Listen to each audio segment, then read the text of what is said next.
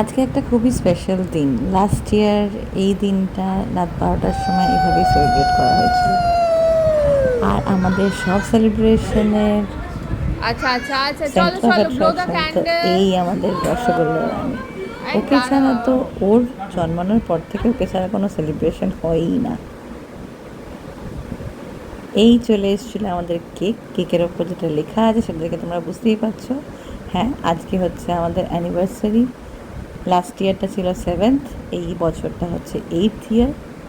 কি সুন্দর মেয়েটার সাথে আমরা কেকটা কাটছিলাম।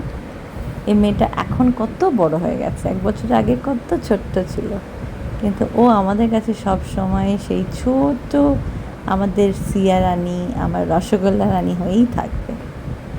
এই যে গ্রুপটাকে তোমরা দেখতে পাচ্ছ, এই গ্রুপটাই আমাদের দুবাইয়ের মোটামুটি সব কমন সেলিব্রেশনই থাকে। রাত 12টা হোক, রাত 2টো হোক, এই গ্রুপটা সবসময় থাকে। দাদা বৌদি, দাদা আরে বৌদির আরে, বন্ধু সিয়া, আমি আর মেরি। এখন দুজনকে কেক খাইয়ে দিলাম। কেকটা খুব টেস্টি ছিল, তাই আমি আঙুল চেটে চেটে খাচ্ছি। তারপর এক এক করে সবাইকে কেক দেওয়া হবে। স্পেশাল দিনটা সবাই মিলে হই হই করে এভাবেই কাটালাম, দারুণ মজা করেছি।